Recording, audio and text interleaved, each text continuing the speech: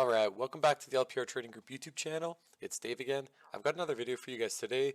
What we're going to talk about is we're going to compare stocks versus options versus futures, and we're going to do a pros and cons list for each of them. These are the three things I've traded in the market. I started with stocks, I went to options, I landed on futures, and I don't think I'll ever go back. Before we get there, I want to let you guys know that we are doing a Market Outlook webinar tomorrow, September 11th, starting at 8 p.m. Eastern Time. There's 23 hours left until this live webinar. If you guys want to go on our YouTube channel and set a reminder or notification so you can hop in this webinar tomorrow night, I'd love to see all you guys there. What I will do is I will actually put this link in the description of the video here, okay? So I'll copy this link, put it in the description, or I will pin a comment on it so you guys can click this link and then, set a notification or reminder. With that, we'll jump right into the video.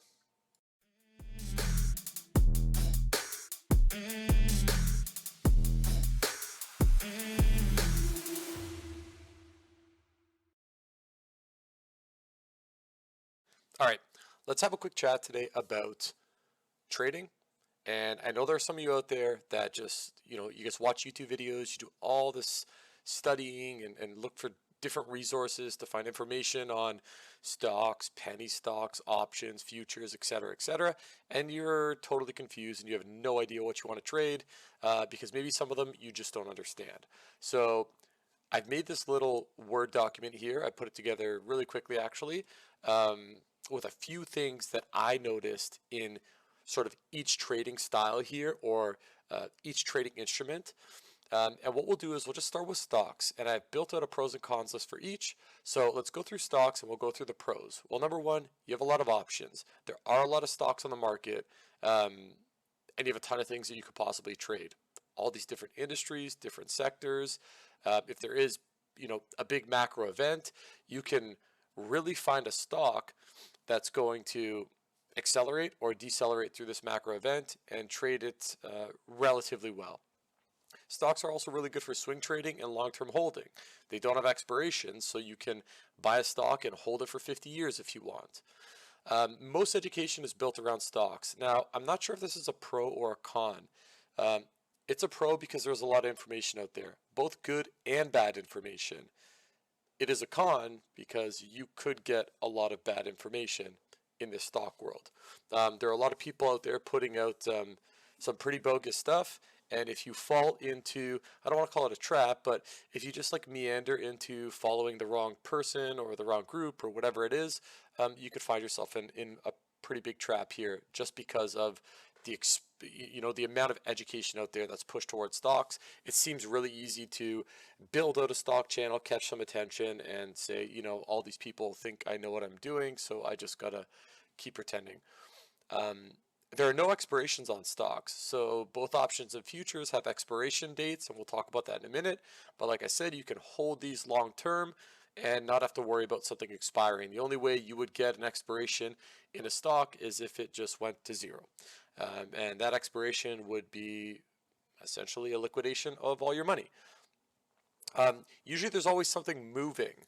So during the day, you'd wake up in the morning and you'd scan the market for stocks to trade.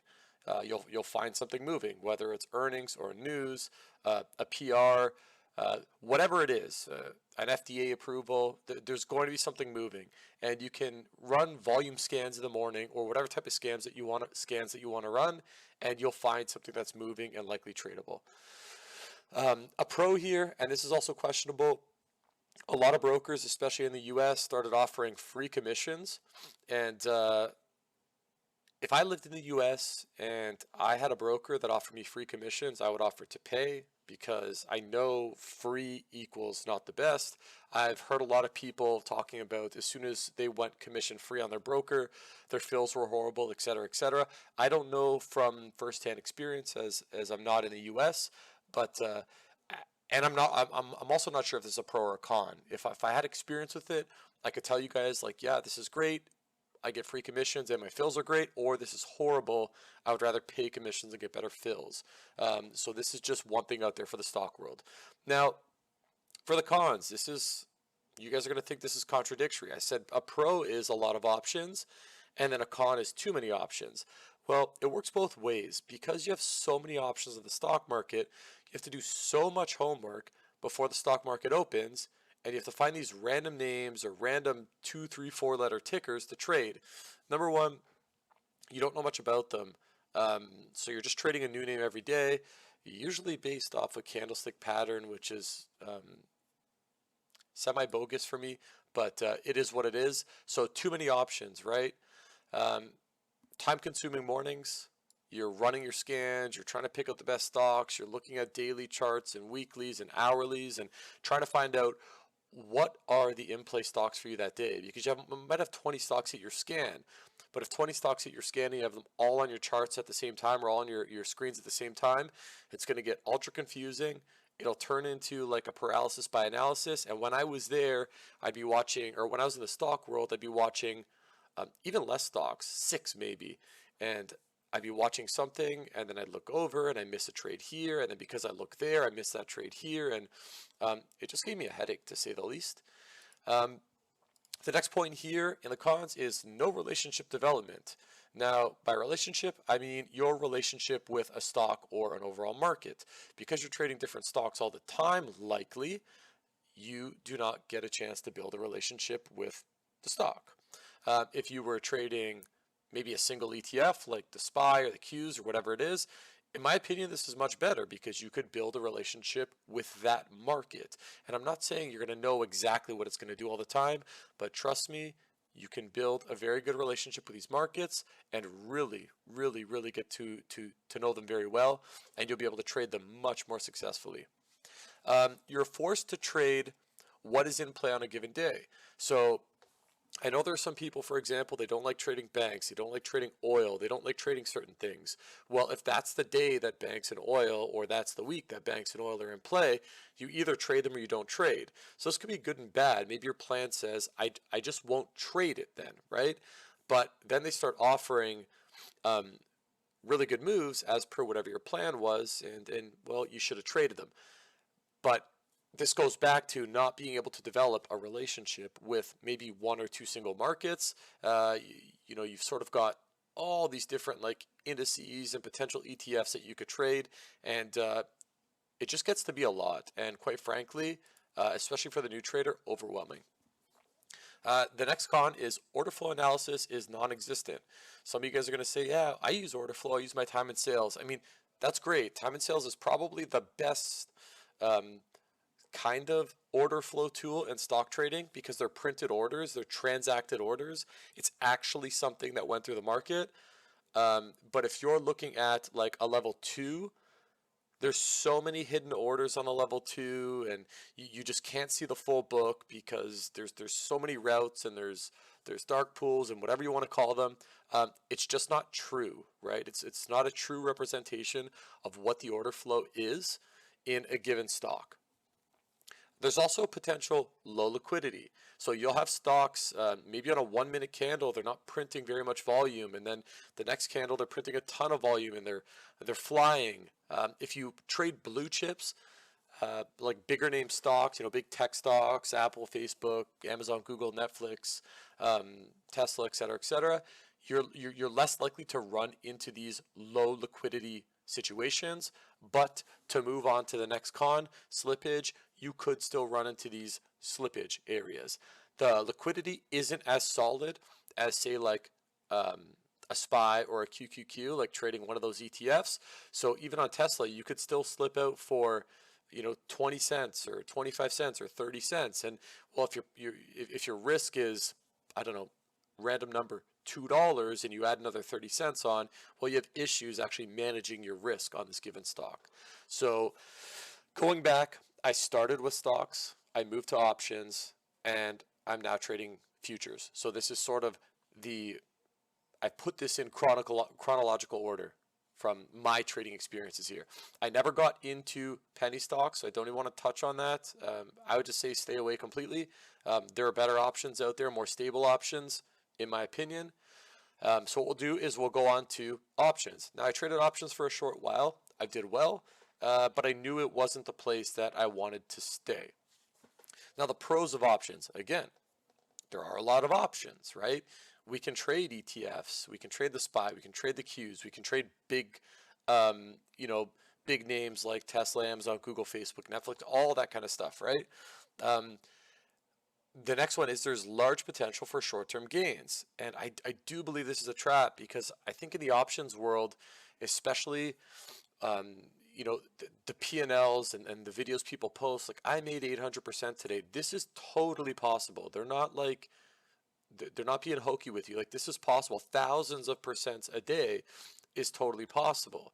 Why? Because you can play a very short 0 DTE or 0 day to expiration contract that if it moves in your favor, if the stock moves in your favor a lot, the option is going to move exponentially. So you can make hundreds and thousands of percents. What are the chances? Very, very slim, right? Very slim. Even some of the big options traders, like they call these, they'll call these like a lottery position. Like, you know, I'm just going to risk 500 bucks on this trade, which would be their whole position.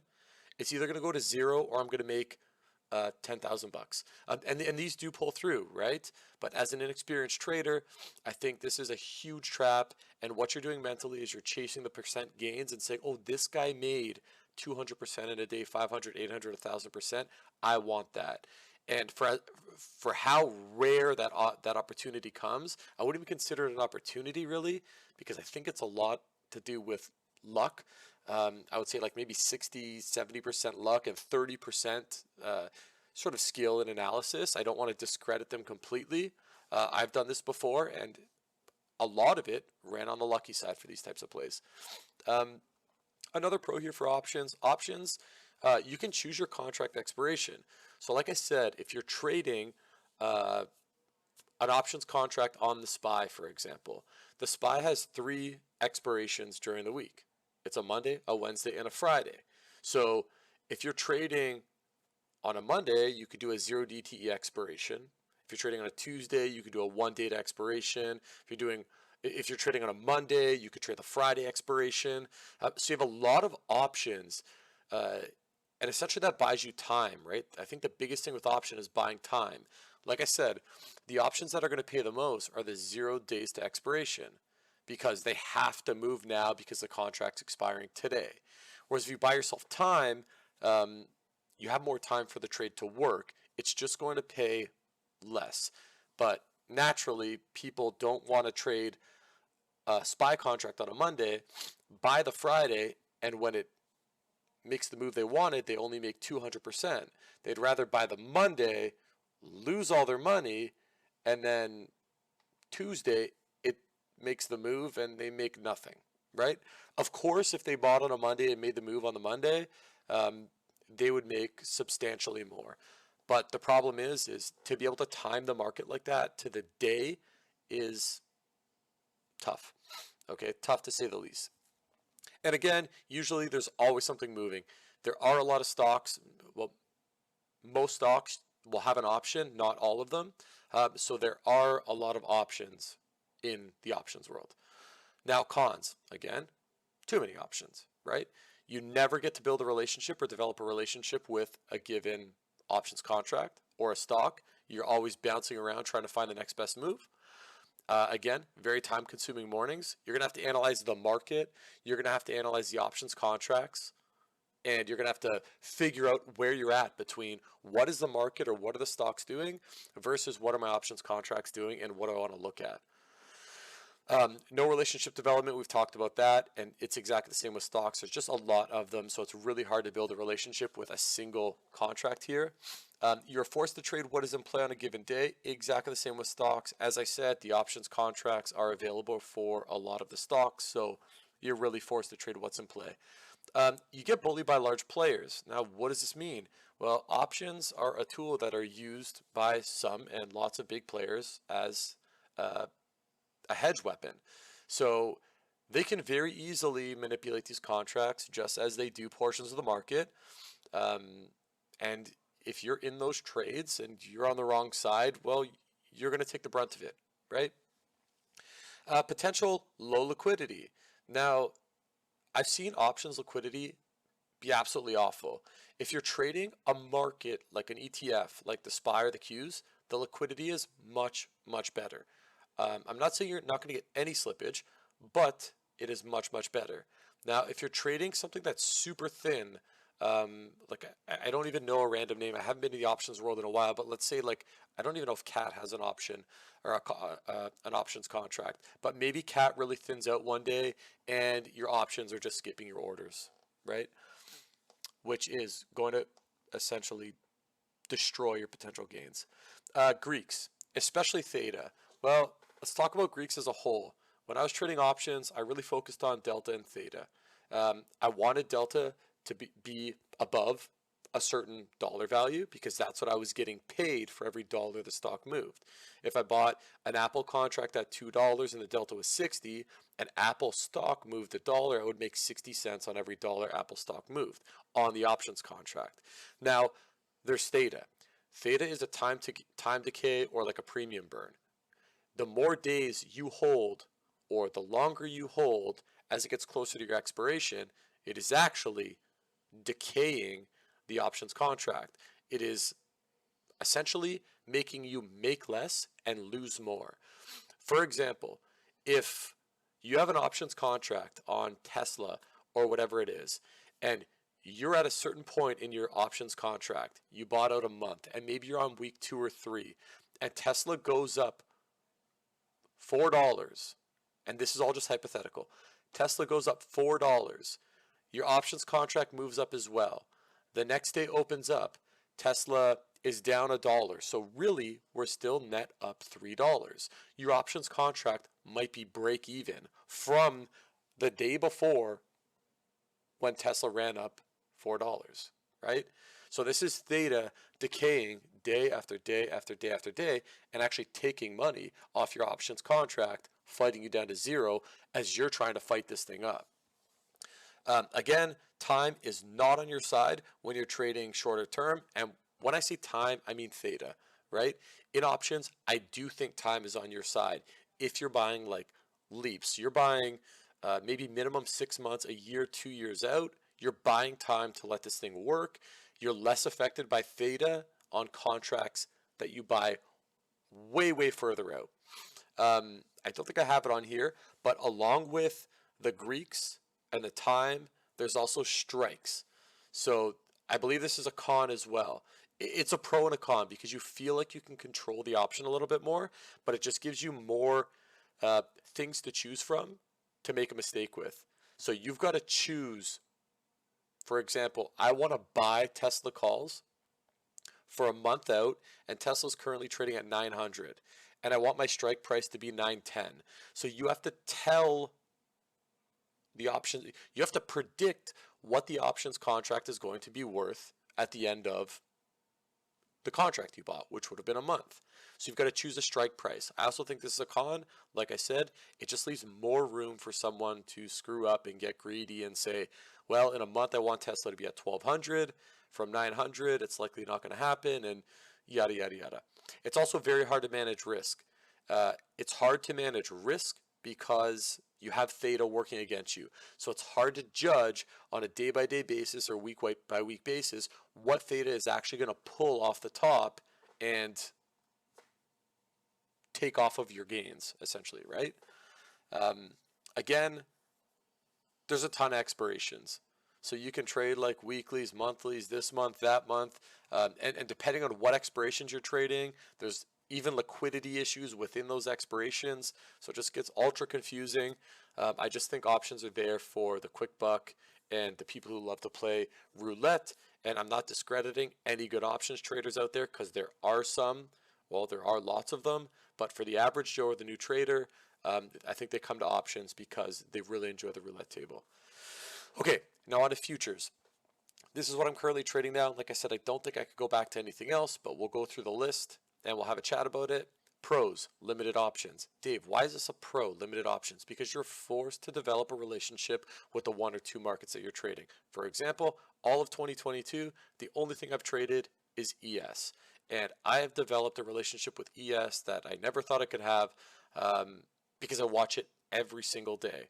I know its little nuances.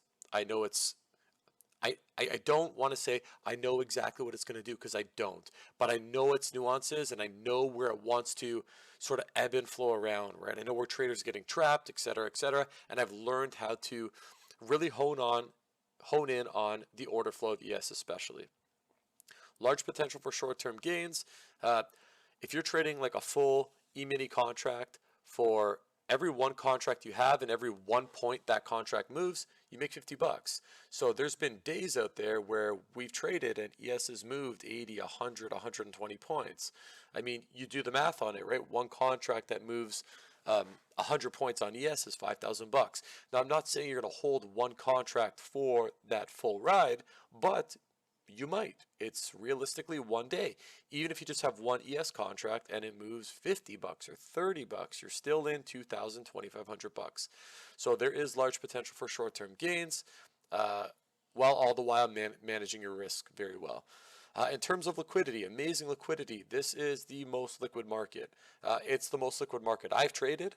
I rarely get slippage. The only time I see slippage come into play is when there's a large economic event hitting the table. And if you're holding a position through a large economic event like an FOMC, well, shame on you. Like, that's your fault if you held through that and you got 5 points of slippage.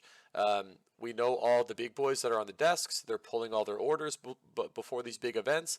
They let the oscillation happen before they refill the market with their larger orders. The next point here, you can trade with limited funds. Most futures broke, and this is good and bad. I'll put this on the pro and con side. Most futures brokers will let you trade with a couple $100. Now, this is really good for just getting in, getting your feet wet, trade one MES contract, get used to the buttons, whatever it is. It'll let you really get in for cheap. Now, just going back to the stock world, a lot of stocks or a lot of brokers on the stock side, they've got minimum deposits, right? You need to deposit 10K, you need to deposit 25K because it's PDT, blah, blah, blah. Futures, that's not the case. The next point, there's also no PDT. So if you're in the US, you can trade futures with no PDT. I never had this issue as I'm outside the US, but I've really felt the frustration of some US traders trying to trade stocks saying, you know, I only have 10,000 or 15,000 or I'm really close to my PDT or whatever it is, right? The next point is order flow is honest and there are no hidden routes. So everyone pushes their orders through a single route on a futures exchange and they all show up on a tape or a book or a footprint or whatever it is. Of course, people can put orders in and pull them out and spoof the market. Of course, there can be an iceberg order sitting there. Someone says, okay, I want to buy 100 contracts at the bid. It hits the bid, 100 contracts go through, and he can load contracts back in real time, but we can see these contracts being loaded in. There's a big difference between this and the stocks.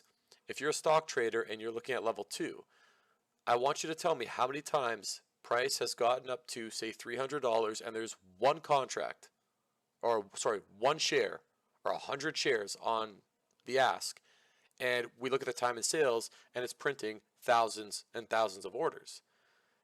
We can't see those coming in. We still just see that 100 lots sitting there. We see no one refreshing the level 2 because they're just routing these shares around the back end, let's say. You can't do this with futures. Lots of brokers and platforms. So there's a ton of options out there. Me personally, I think you guys know, I've said before, I use AMP. AMP offers just a plethora of platforms. I think there's like over 50 that you can choose from. Some are free, some are paid. Their commissions are great. I like them. They work for me personally. Cheap commissions relative to potential gains. Now, commissions per contract might not sound cheap to some people that are coming from maybe a free stock or free commissions in the stock world, but for what we get, the commissions are, you know, very good in my opinion.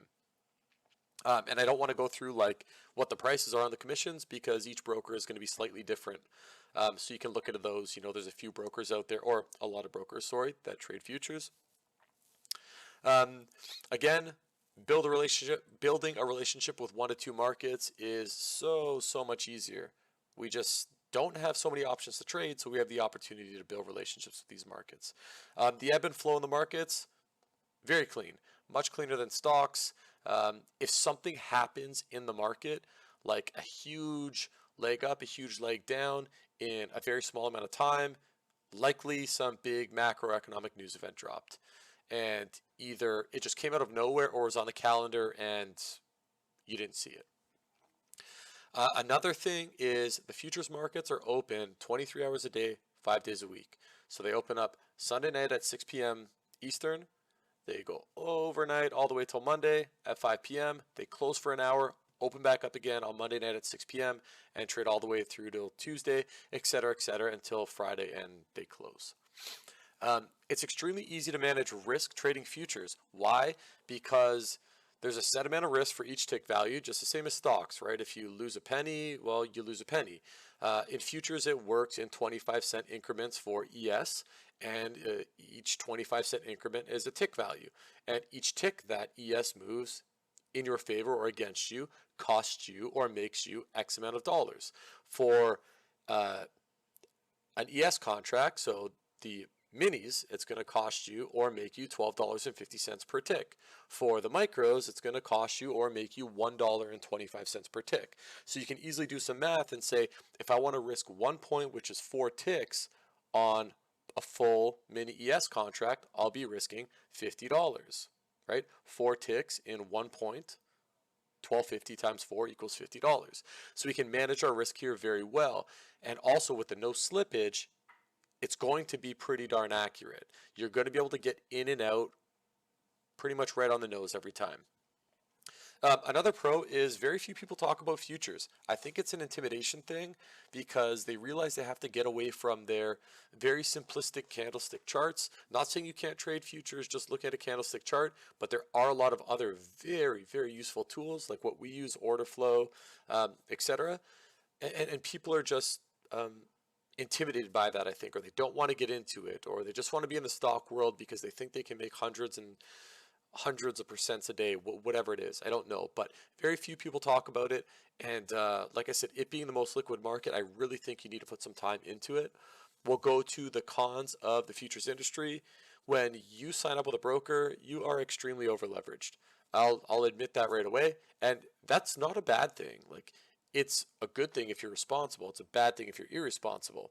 For example, ES is currently trading at almost 4,100. And you can buy one ES contract for like $400. You can buy one MES contract for $40. So you really don't need a lot of money to get started and start making or losing a substantial amount of that small amount of money you deposited.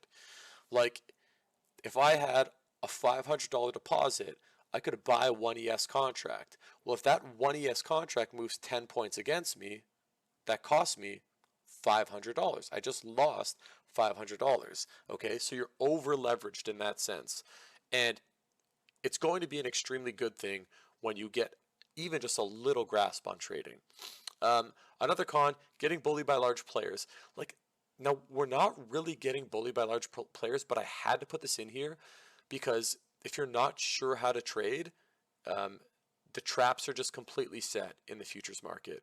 Like, because we have order flow, we can typically see where these large players are wanting to play. We can see them interacting with price as they have to show us all their orders, and we can also see a lot of bad retail getting bullied and pushed around, and they're getting liquidity abused by these bigger players.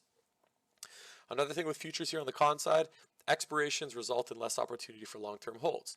Now, there are contracts that expire at the end of this coming week. Now, what is the date on Friday there? The 16th. So September 16th, there's a contract expiring. What does that mean? We have to change our contract or change our expiration dates to December so we can trade the fresh quarterly contract on ES. So if you're trying to swing trade ES for a year, you end up coming to these contract expirations and you have to roll your positions over, or if you're not comfortable doing that, you've got to liquidate. Plan on a 1 month hold or 2 weeks or 2 months or whatever it is. maybe shorter term type swings rather than I'm going to buy yes and hold for 2 years, because you just run into a world of hurt likely there. It's no good if you're red, and it's no good if you're green if you got to get into a roll. So I would just stay away from long-term swinging a futures contract like this. Now, I know I blabbered a lot, but I really hope I helped you guys here sort of decipher the code between stocks, options, and futures. Like I said, these are the 3 areas I've really dabbled in, so I just wanted to give you guys my input and my take on all 3 of them and how I feel about them. And right now I'm currently sitting on futures, and I do not want to move anywhere else. If you guys need any help, leave a comment down below. I'll get back to every single comment in the comment section. If you guys want to have a quick one-on-one chat, Zoom, Discord, whatever it is, shoot me a message down below and we will definitely get right to it. Hope you guys enjoyed. Have a great night.